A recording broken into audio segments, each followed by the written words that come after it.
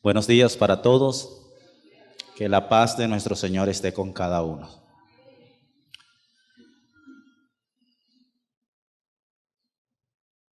Antes de introducirnos en el tema, quiero hacer ciertas acotaciones al respecto. Quiero ante todo pedirle a la congregación, a los hermanos, visitas, que presten suma y delicada atención a lo que voy a decir. No sea que se diga o se interprete lo que yo no he dicho, porque suele suceder. Entonces, ¿qué pasa, hermanos? Hay veces, parece ser que el pecado hoy de la humanidad, hermanos, radica en que no escuchamos o no sabemos escuchar o no estamos dispuestos a escuchar. Usted no nota que a veces cuando usted habla con alguien, esa otra persona habla, y usted trata de decir algo y él habla, y no lo dejan hablar. Porque hoy día casi nadie le gusta escuchar. Y el que te está escuchando simplemente está pensando es cómo contradecirte. Ahora, voy a leer un pasaje de Elena G. de White con relación a lo que estoy diciendo. Se encuentra en el Conflicto de los Siglos bajo el capítulo Las acechanzas del enemigo, capítulo 33. Y como dijera el antiguo refrán de la televisión, ojo pelado, las Sagradas Escrituras declaran que en cierta ocasión, cuando los ángeles de Dios vinieron para presentarse ante el Señor, Satanás vino también con ellos. No para postrarse ante el Rey eterno, sino para mirar por sus propios y malévolos planes contra los justos. Con el mismo objeto está presente allí donde los hombres se reúnen para adorar a Dios. ¿Dónde está el diablo? Aquí. Aquí.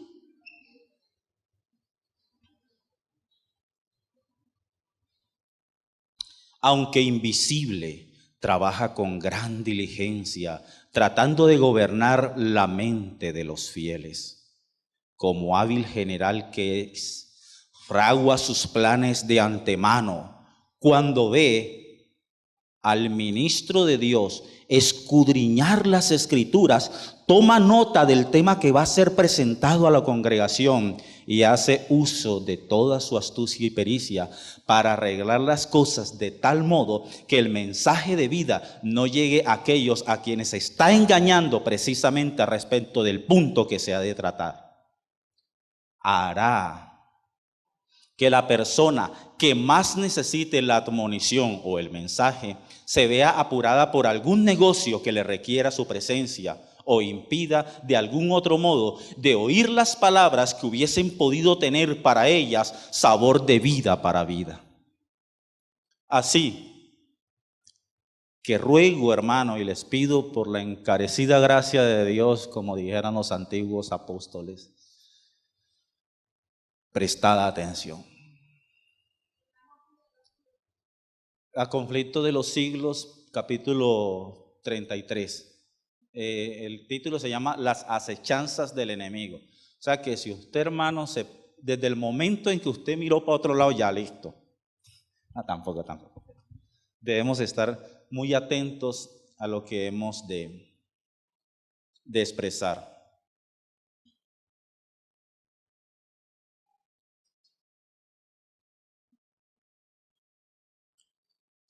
Decía Bertrand Russell, cuando un hombre sabe para dónde va, el mundo entero se abre para darle paso. ¿Qué significa esto? Que si a mí alguien me pregunta, hermano, ¿quién es usted? Y yo no le puedo decir que soy Julio Andrés Tejada, que nací el 23 de abril de 1978, que mi papá se llama Julio Tomás Tejada Otero, mi mamá Ana Victoria Rivera, que mi hermano se llama Juvenal, que el otro se llama Julio Abel, Julia Esther, Julián Aníbal, Julieta y yo Julio Andrés. Sí, así es. Sí, Juvenal Antonio, Julio Abel, Julia Esther, Julián Aníbal, Julieta y yo Julio Andrés.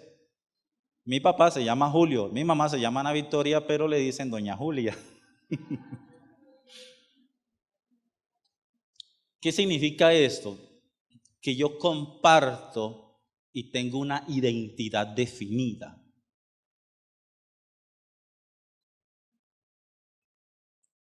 Quiero decirles con esto, hermanos, ¿por qué usted es adventista? ¿Alguien me puede decir por qué usted es adventista? Porque esperamos la venida de nuestro Señor Jesucristo. ¿Alguien más? Por el advenimiento de nuestro Señor Jesucristo, hermano.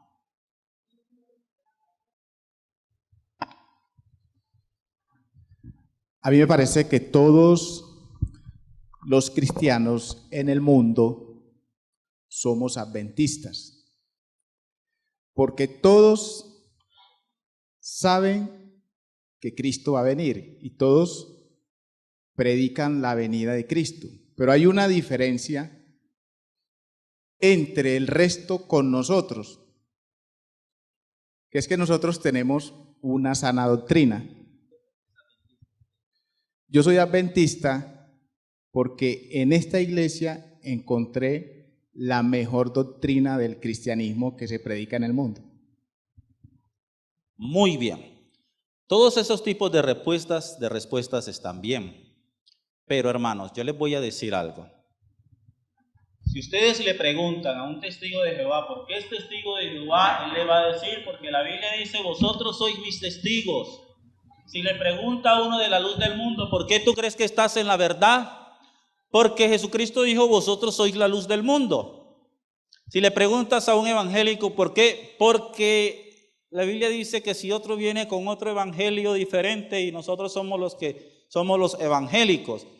Y al pentecostal, ¿por qué crees que estás en la iglesia verdadera? Ah, porque la Biblia dice que la iglesia nació en Pentecostés y nosotros tenemos un corito que dice, yo sí sé que nació en Pentecostés.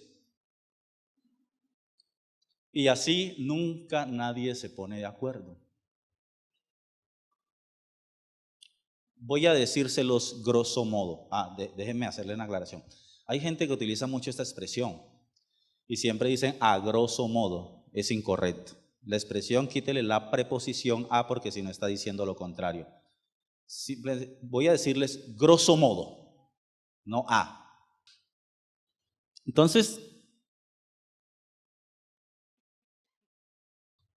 ¿por qué los apóstoles creían que Jesucristo era el Mesías? Se lo voy a sintetizar como dice la epístola de Pedro.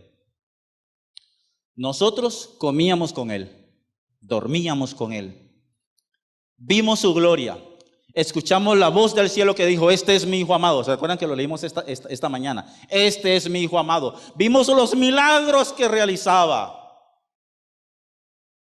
Vimos que resucitó de los muertos. ¿Y qué? Dice, nosotros no creemos en Jesucristo que Él sea el Mesías por eso. Él dice, tenemos la palabra profética más segura. ¿Por qué, hermanos? Porque dentro del canon bíblico,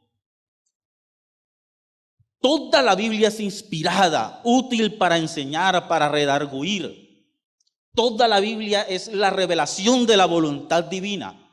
Pero si hay algo que se resalta en la Biblia, como el Monte Everest en el Himalaya, como el Aconcagua en los Andes, son las profecías, porque las profecías son exactas en su cumplimiento. Miren, hermanos, yo voy a decirles algo. La Biblia declaraba en qué año iba a morir nuestro Señor Jesucristo. Declaraba en qué mes iba a morir, qué día y a qué hora. ¿En qué año? La profecía de Daniel capítulo 9, la profecía de las 70 semanas, dice que al cabo de las 69 semanas aparecería el Mesías príncipe y que a la mitad de la semana moriría. Una profecía malinterpretada aún por los judíos en nuestra época. ¿Qué sucede, hermanos? Allí se declaraba el año exacto y cuando nosotros estudiamos de manera exhaustiva esta profecía o aún de manera somera, hallamos que Jesucristo muere exactamente en el año 31 de nuestra era. Exactamente. Eso no es un invento que nos sacamos nosotros los adventistas. La concordancia de J. Strong, que es la concordancia más exhaustiva en el mundo cristiano, lo atestigua y lo dice. Los nuevos descubrimientos arqueológicos han comprobado todo esto al punto en que las enciclopedias cristianas de hoy ya han cambiado sus fechas con relación a la muerte de nuestro Señor Jesucristo. Ahora, la profecía de Daniel declaraba el año cuando él iba a morir, pero lo que era el mes, el día y la hora estaban relatados, retratados, descritos en una celebración que tenía el pueblo de Israel, que era la Pascua o la Pesach judía. ¿Ustedes recuerdan qué era la Pascua? Hombre, el pueblo de Israel había permanecido en cautiverio. ¿Cuánto?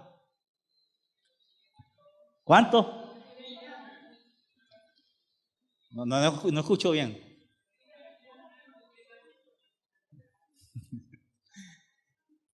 Bueno, yo las estoy tirando, pero es para que me inviten a predicar nuevamente, para tocar ese tema. Que no fue 430 años que el pueblo de Israel estuvo esclavo en Egipto. No fue. 217 años de permanencia en Egipto y no mayor a 100 años de esclavitud. O sea, 430 años. Vamos a hacer una nota aclaratoria aquí. ¿Ustedes creen que el periodo de persecución fue 1260 años? No. Porque la Biblia dice, si esos días no hubiesen sido acortados, nadie hubiese sido salvo. El periodo de persecución demoró aproximadamente 4 siglos durante el establecimiento de la Santa Inquisición, que fue desde el año 1200 más o menos hasta el año 1500, porque se levantó la Reforma Protestante y a la Iglesia Católica le dio miedo seguir persiguiendo tanto. Y países se levantaron en protesta contra el régimen opresor de la Iglesia o del catolicismo. No fue 1260 años de persecución, eso nadie lo aguanta. No fueron 400 años de látigo, de opresión, del chipote. No. Fue un periodo, más o menos. Entonces, en otra oportunidad hablaremos de eso y lo demostraremos por medio de la palabra de Dios. Si alguno quiere adelantarse, puede leer el apéndice del libro Patriarcas y Profetas, que allí dan una explicación. Y anexo a ello el comentario bíblico adventista. Entonces, hermanos, esa fiesta de celebración judía decía que el pueblo de Israel, la pueden encontrar en Éxodo capítulo 12, debía celebrar la Pascua en el mes de Abib o el mes de Nisán, que comprende el periodo de Semana Santa nuestro que estamos viviendo por esta época. Comprende entre marzo y abril, mitad y mitad. Allí dice que la Pascua debía de realizarse el día 14. El mes de Nisán o el mes de Abib en el día 14 entre las 2 tardes, es decir, a eso de las 3 de la tarde. Entre las 2 tardes significa en medio de la tarde realmente, y la tarde en el periodo judío comprendía de 12 del meridiano a 6 de la tarde. En medio de la tarde o a la mitad de la tarde significaba las 3 de la tarde. A Jesucristo trató de dársele muerte en más de una ocasión, hermanos. Y él siempre se escabullía en medio de sus depredadores, de sus captores, y siempre declaraba, mi hora no ha llegado. ¿Por qué? Porque dentro del cronograma profético de Dios había un año, había un mes, había un día y había una hora específica en la que Jesucristo necesitaba morir. Y fue precisamente en la hora determinada por el cielo, cuando el sumo sacerdote, levantando el cuchillo para sacrificar el cordero, tal como lo había hecho Moisés en el pasado, dice las Sagradas Escrituras que un temblor de tierra sacudió todo el orbe, todo el planeta, hermano, y el sacerdote se llenó de temor al ver lo que estaba sucediendo. Y el velo del templo se rasgó en 2 y el sacerdote soltó el cuchillo y el corderito se escapó. Y Pablo dice, ya no hay más necesidad de sacrificio porque nuestra Pascua, que es Cristo, ya ha sido sacrificada con nosotros. Es decir, la Pascua era un símbolo, escuchen, era una fiesta, sí, que le recordaba al pueblo de Israel que habían sido esclavos, pero era un símbolo de lo que Jesucristo iba a venir a realizar. Entonces, pero a la vez era una profecía, porque se cumple exactamente, hermanos, cuando ha de cumplirse. Miren, uno todo lo puede relativizar, pero las matemáticas no son relativas. ¿Qué quiero decirles con esto? ¿Matar es pecado? Sí, dice usted, es cierto. Pero si él me viene a matar a mí y va a matar a mis hijos y a mi mujer y yo tengo la forma de hacerlo primero, yo lo mato a él, piensa una persona racional. No se me haga aquí dentro de la iglesia. Piense de verdad. Un hombre le es infiel a su esposa. Hermano, ¿usted por qué hizo eso? Hermano, es que mi esposa, hermano, yo llego y ella no se hace, tiene dolor de cabeza, se acuesta con un jean, nunca quiere. O sea, siempre buscas la manera de justificar, de que todo es relativo. Pero, ¿quién me dice a mí que 2 más 2 no es 4? Dígame. Vaya a la China, pues, vaya a la China, a ver si allá es diferente. Vaya a Japón, vaya a Alemania, vaya donde quiera ir. Entonces, la Biblia declaraba el año exacto cuando iba a morir, el mes, el día y la hora. Por esa razón, dijeron los apóstoles, por esa razón nosotros creemos que Jesucristo es el Mesías. Y añade todos los otros valores. Además de eso, presenciamos sus obras milagrosas, el atestiguamiento del cielo de que Él era el Hijo de Dios, etcétera. Pero lo más fiable es la profecía bíblica. Ahora, hermanos, ¿por qué yo soy adventista? Porque la Biblia, escuchen esto, la Biblia declaraba el año, el mes y el día cuando iba a surgir la iglesia adventista. Eso solamente lo puede demostrar la iglesia adventista. Ninguna iglesia sobre la faz del planeta, ninguna puede demostrar que en la Biblia había un escrito que anunciara el surgimiento de su movimiento. Nadie, hermano. Medio se acercan los testigos de Jehová, pero hermano, alterando fechas. Pero pregunte, ¿creen que es mentira? Hagan el ejercicio cuando salgan de aquí, pregúntenle al movimiento misionero mundial que está allí y deben de estar en consagración ahorita. Aquí cerquita está la iglesia cuadrangular, los testigos de Jehová están aquí arribita. Pregúntenle. Nadie, hermanos, nadie puede decir que en la Biblia, en las páginas de la Biblia, del libro sagrado, haya un versículo que anunciara el surgimiento de su movimiento. Solamente la iglesia adventista del séptimo día. ¿Dónde lo dice? A ver si me responden en corito eso. ¿Dónde lo dice? No me digan en la Biblia. Daniel 8:14.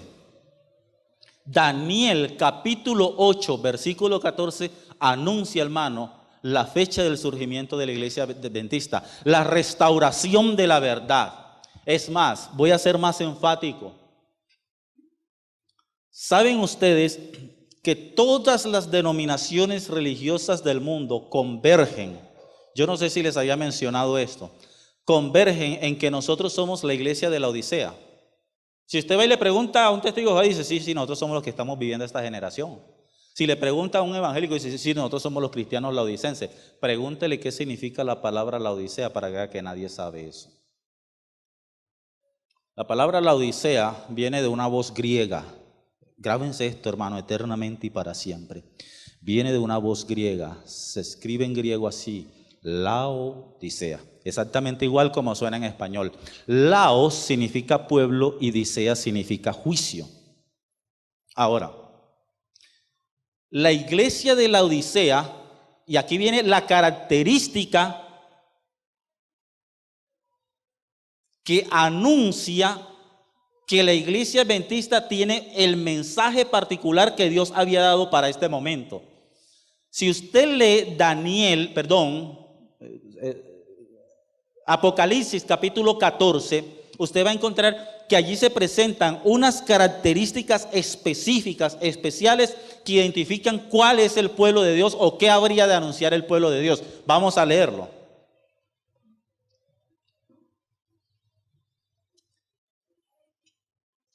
Antes de leer eso, quiero mencionarles algo. ¿Sabían ustedes, eso más adelante de pronto lo estudiaremos, que el pueblo de Israel era el pueblo de Dios porque también había una profecía de tiempo que anunciaba el surgimiento del pueblo de Israel? Si ustedes leen Génesis capítulo 15, ustedes van a encontrar que Dios había anunciado allí y había declarado: ten por cierto que tu descendencia y tu parentela serán esclavos en tierra ajena, y después de 400 años saldrán de la esclavitud. Y dice el libro de Éxodo, en el capítulo 13, dice: ese mismo día salieron todas las huestes de Israel de Egipto, cuando se cumplieron los 400 años. Dice así. O sea, el pueblo de Israel también era un movimiento o un pueblo profético, anunciado por Dios antes de su surgimiento. Entonces, la iglesia adventista también cumple con esas especificaciones. Es un pueblo que es anunciado en la profecía, con un mensaje especial para dar en este tiempo. ¿Cuál es el mensaje? Vamos a leerlo. Apocalipsis capítulo 14.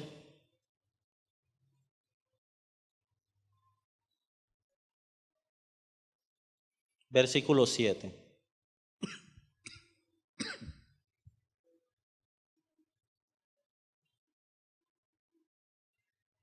Vamos a leer el versículo 6. En medio del cielo vi volar otro ángel que tenía el evangelio eterno para predicarlo a los habitantes de la tierra, a toda nación, tribu, lengua y pueblo, diciendo a gran voz: temed a Dios y dadle gloria, porque la hora de su juicio ha llegado. Adorad a aquel que hizo el cielo y la tierra, el mar y las fuentes de las aguas. Versículo 8. Ese es el mensaje del primer ángel. Otro ángel le siguió diciendo: ha caído Babilonia, la gran ciudad, porque ha hecho beber a todas las naciones del vino del furor de su fornicación. Versículo 9. Y un tercer ángel le siguió diciendo a gran voz: si alguno adora a la bestia y a su imagen y recibe la marca en su frente o en su mano, él también beberá del vino de la ira de Dios, que ha sido vaciado puro en el cáliz de su ira, y será atormentado con fuego y azufre de delante de los santos ángeles y del Cordero. El humo de su tormento sube por los siglos de los siglos. No tienen reposo ni de día ni de noche los que adoran a la bestia, ni a su imagen, ni nadie que reciba la marca en su nombre. Aquí está la paciencia de los santos, los que guardan los mandamientos de Dios y la fe de Jesús. Allí termina el mensaje de los tres ángeles. El mensaje de los tres ángeles. ¿Qué sigue apenas se termina el mensaje de los tres ángeles? Versículo 13.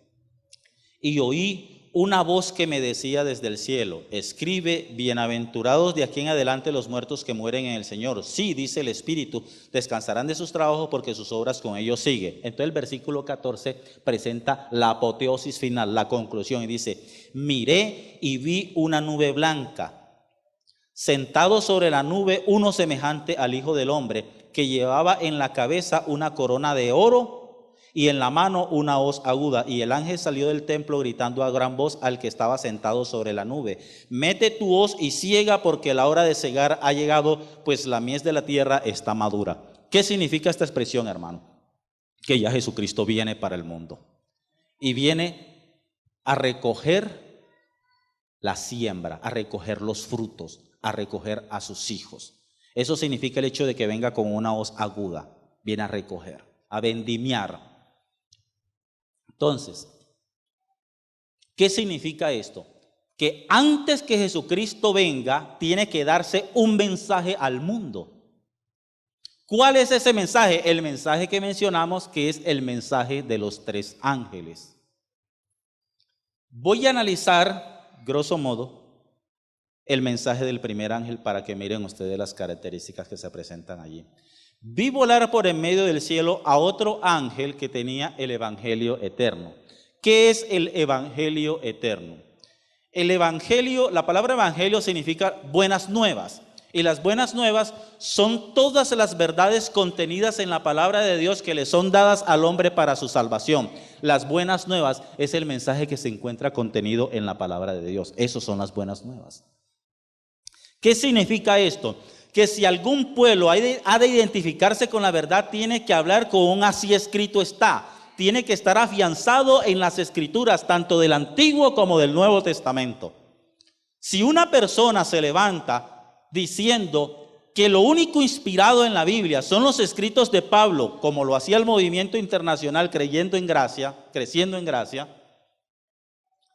decía que lo único inspirado era lo del apóstol Pablo, hombres, están mal, o sea, no están dentro de esta categoría.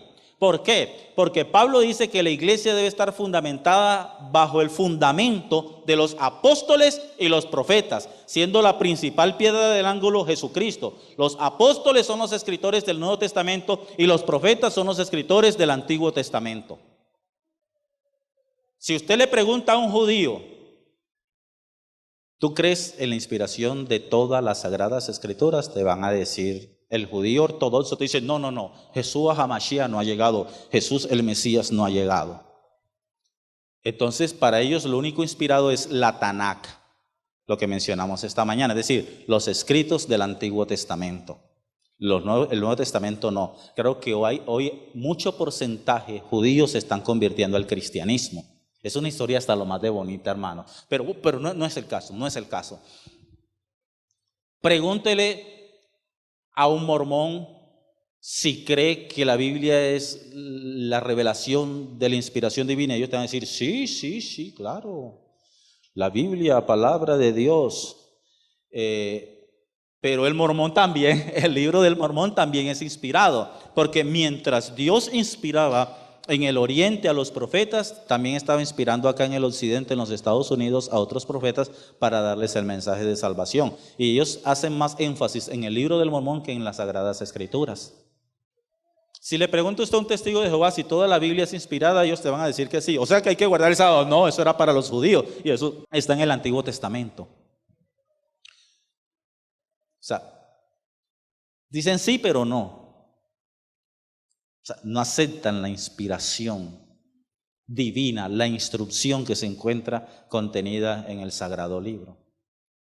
Solamente una iglesia, y es la iglesia adventista, te acepta la inspiración de la Biblia en su totalidad. Pero bueno, admitamos que algunos creen que la Biblia es inspirada, ¿cierto?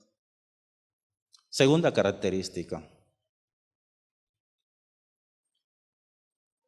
Decía, versículo 7, a gran voz, temed a Dios y dadle gloria, porque la hora de su juicio, ¿qué?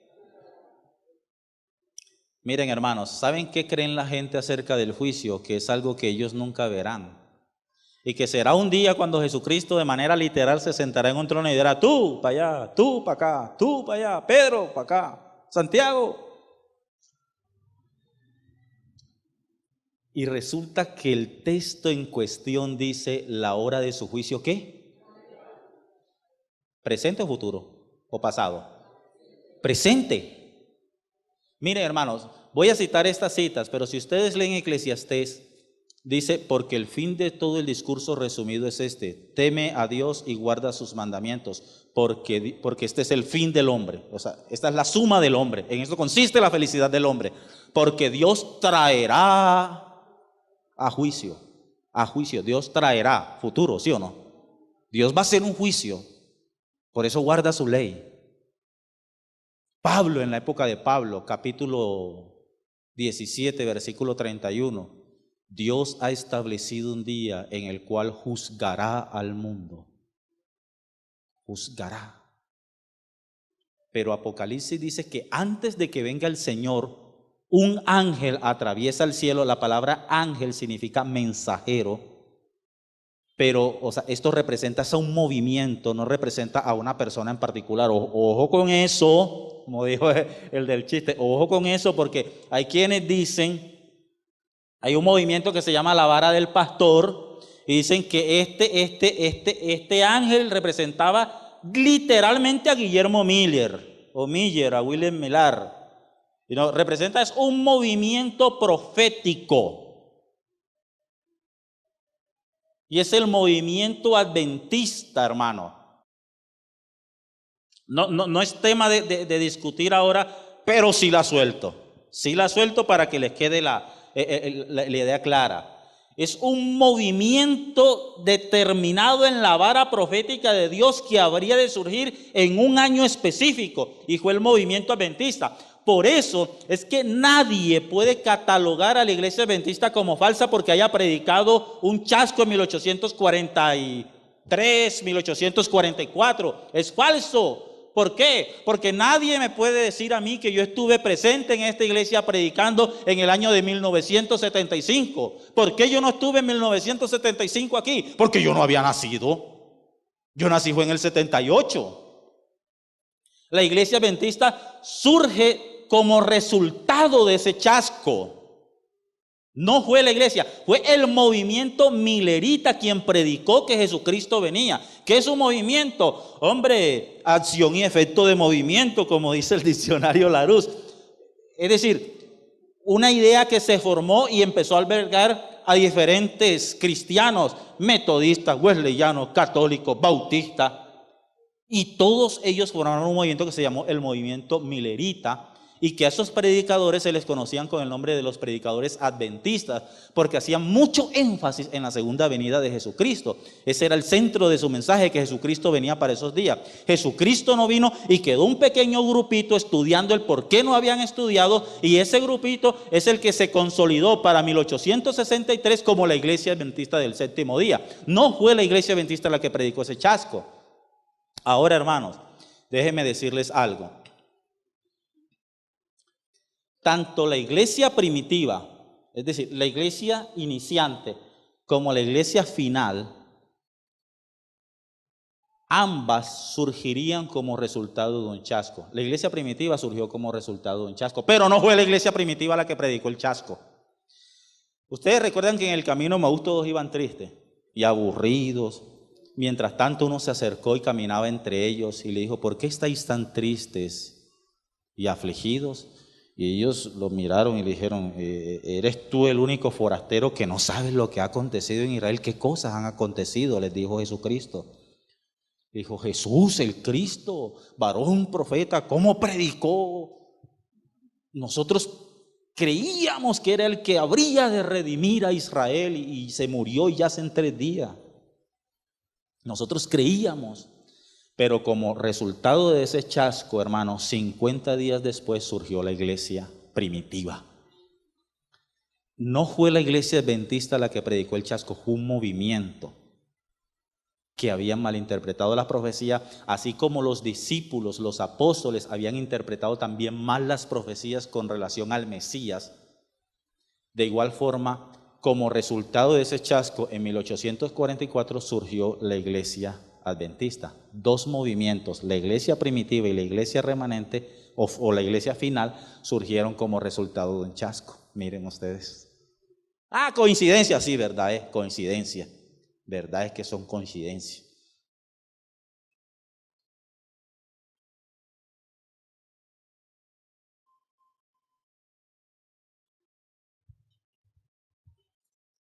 Y adorad a aquel. Porque la hora de su juicio ha llegado. Dígame algo, hermanos, pregúntele a cualquiera. En esto soy enfático. Si creen que el juicio ya empezó. No, ustedes me dicen que sí, pero pregúntenle a los de afuera.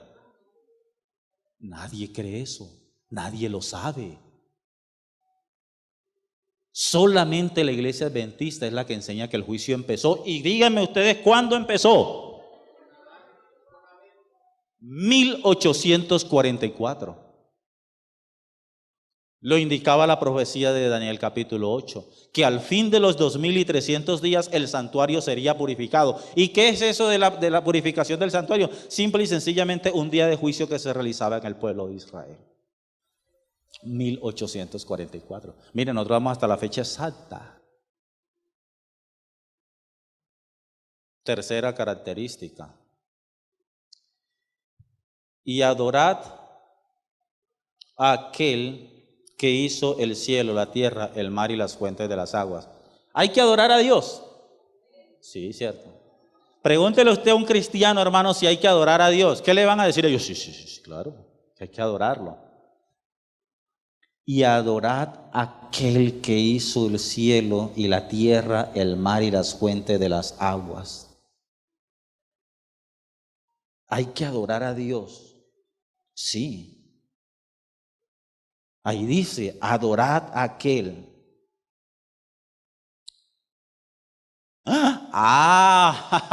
Esperen un momentito. Es que este pasaje no surgió del azar.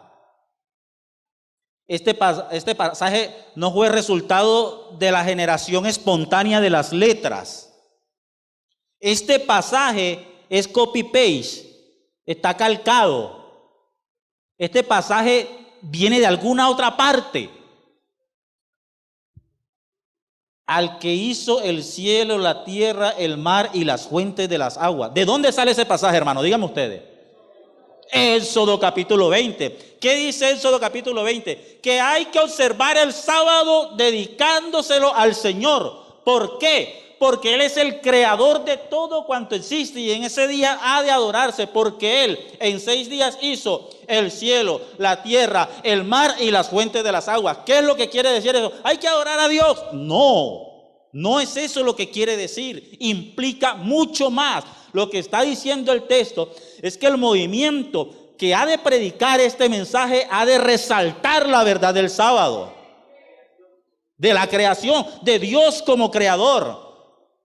Ahora, hermano, yo he mencionado esto. ¿Saben ustedes que cuando surge la iglesia adventista con este mensaje para 1844, después de 1844, en 1859 surge, hermano, el barboncito, hermano, el canoncito, el viejito, el que se embarcó y estuvo por aquí cerquita, allá abajo, en las Islas Galápagos.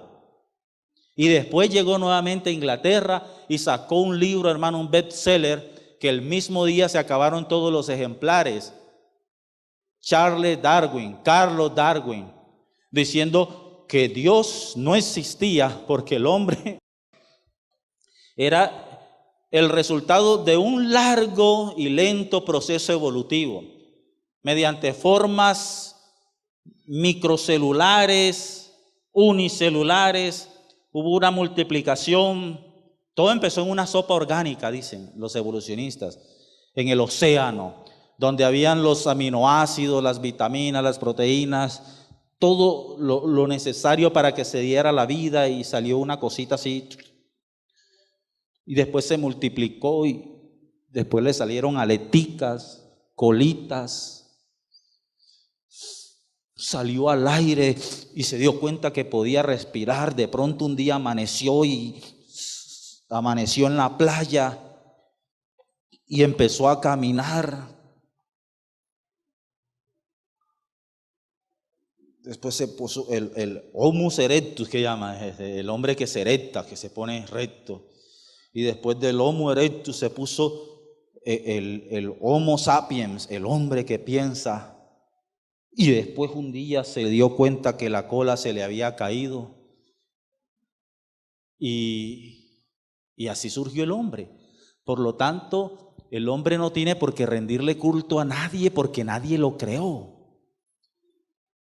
Y esto es una filosofía barata. Bueno, hoy es denominada ciencia. Pero el hombre, hermano, que no tiene a Dios en su corazón, no tiene concepto de moralidad ni de ética, pero resulta que eso es un principio axiomático en el género humano. O sea, todos tenemos conciencia de moralidad, porque como citaba un hermano esta mañana en el libro de Jeremías, Dios puso la ley en nuestros corazones al punto en que nadie necesita decirnos qué es lo bueno o qué es lo malo.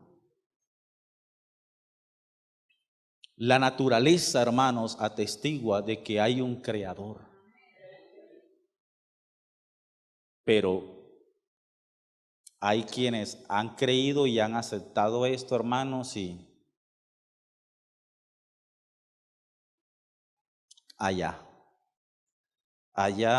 aquel que quiera cerrar sus ojos ante las evidencias y los descubrimientos de la nueva física, de la física cuántica, Todo apunta, hermanos, todo apunta de que el universo está diseñado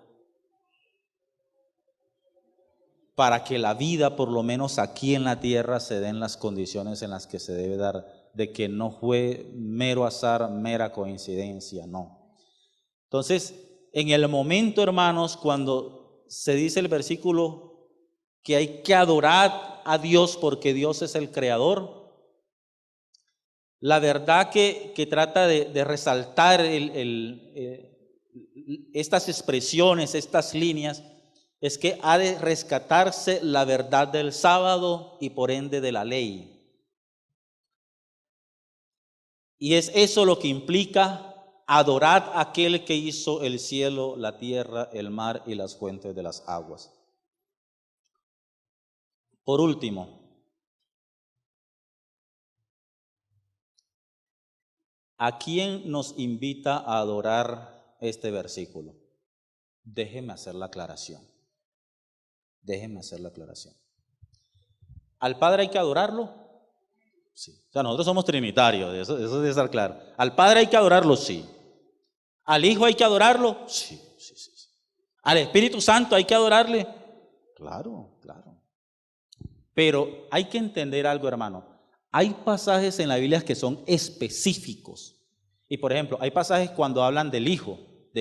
¿Significa que el Padre no existe? No significa eso, sino que el texto está hablando es del Hijo. Si usted lee Hechos, el protagonista del libro de Hechos, el personaje principal del libro de Hechos de los Apóstoles es el Espíritu Santo. ¿Significa que el Hijo no existe? No significa eso, sino que hay cosas que son específicas y hay otras que son generales. Cuando la Biblia dice, adorad a aquel que hizo el cielo, la tierra, el mar y las fuentes de las aguas, ¿a cuál de los tres me está invitando a adorar? Escuchen. Wow. Me taparon la boca, hermano. A Jesús. No, iba a ponerle yo diferentes variables y ¡pum! Me taparon la boca. A Jesús. ¿Por qué? ¿Cómo lo sabemos? Miren, es fácil de demostrar. El versículo dice, la hora de su juicio, ¿qué? Ha llegado. Ahora, ¿en qué otra parte de la Biblia se nos habla del juicio? En Apocalipsis capítulo 3, versículo 14. ¿Qué es lo que dice el mensaje a la iglesia? Escribe al ángel de la iglesia ¿de qué? De la Odisea. ¿Qué dijimos que significa la palabra la Odisea? ¿Pueblo qué? En juicio. Viene del griego laos, que significa pueblo, y disea, que significa juicio. Entonces, a la iglesia de la Odisea o a la iglesia que pregona el mensaje de los tres ángeles, que es lo mismo, miren Jesucristo cómo se presenta. Léanlo, por favor. Versículo 14. Escribe al ángel de la iglesia en la Odisea, el amén, el testigo fiel y verdadero, el principio ¿de qué? De la creación de Dios. Miren, hermano, esta expresión, el principio de la creación de Dios, significa que Jesucristo es el gestor de toda la creación, de todo cuanto existe. No significa que Jesucristo fue, como dicen los teólogos, la primera causa encausada, no, sino que Él dio causa a todas las causas. Es decir, Él creó todo cuanto existe. Él es el principio, de Él parte toda la creación de Dios. En Él se origina, Él es ese principio, Él es quien da origen a todo. Ese es el sentido, tiene un sentido activo en griego. Entonces, Jesucristo a la iglesia de la Odisea se le está presentando como el creador. Y Apocalipsis capítulo 14 dice que hay que adorar a alguien porque es el creador. Entonces, ¿a quién nos está invitando a adorar? Es a Jesucristo como creador. Y Jesucristo, cuando uno lo va a adorar, Él dice, adora al Padre. Y nadie puede adorar al Hijo y ni puede adorar al Padre si no está influenciado por el Espíritu Santo. ¿Sí ven ustedes cómo se trunca todo en la Biblia? Cómo se interrelaciona. Entonces, hermanos, ya para concluir, voy a recapitular. Así como el pueblo de Israel era un movimiento profético, la iglesia adventista es un movimiento profético. Así como la iglesia primitiva surgió como resultado de un chasco, la iglesia adventista surgió como resultado de un chasco. La iglesia adventista estaba profetizada en la palabra de Dios que habría de surgir en el año de 1844, un mes de octubre, un día 22. Y cuando llegó el tiempo para que así fuese, así sucedió. Nadie, hermano, métasele esto, amigo, visita que me acompaña. Nadie puede probar jamás eso con una Biblia que sea de otra denominación. Solamente la iglesia adventista. A ver, ¿quién aquí me puede decir que es el Cristo? Nadie. En la época de Cristo, 10 años antes de Cristo, una persona que hubiese muerto podría probar que era el Cristo. 100 años después, en esta época, nadie, alguien que venga diciendo que él es el Cristo anunciado en las profecías es falso, porque la Biblia declaraba el año, el mes, el día y la hora. ¿Es así o no es así? Ya eso está escrito. Entonces, nadie puede, hermanos, repito, nadie puede probar que sea el movimiento profético anunciado en la Biblia, porque solamente había uno anunciado, y es la iglesia adventista a la cual tú y yo pertenecemos. Por lo tanto, es nuestro sagrado deber y nuestra enorme responsabilidad, hermano, comunicar todas estas verdades al mundo. Número 1, el mensaje eterno de la palabra de Dios. Número 2, que la hora de su juicio ha llegado. Número 3, adorar a Dios en el día sábado como Él lo ha designado y rescatar el valor de su ley. Y número 4, adorar a Jesucristo porque Él es nuestro creador y más que nuestro creador también es nuestro redentor. Que el Señor les bendiga y nos dé valor para pregonar este mensaje a todas aquellas personas que nos rodean. Quiero concluir, en mi caso, con una oración. Vamos a ponernos en pie, por favor.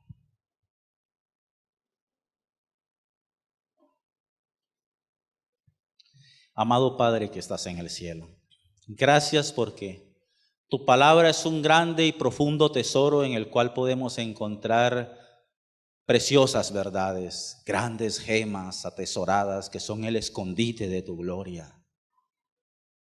Alabado seas por siempre, Señor, porque todas estas cosas nos las has dado a conocer a nosotros. Darnos valor, darnos entereza, darnos gallardía, para dar este mensaje a todos aquellos que están a nuestro alrededor. Y así el mensaje se multiplique y pueda un mundo prepararse para tu pronto retorno. Acompáñanos y bendice el resto de nuestras actividades en todos los días de nuestra vida. Te lo imploramos en el nombre de Jesús. Amén. Pueden sentarse, hermano.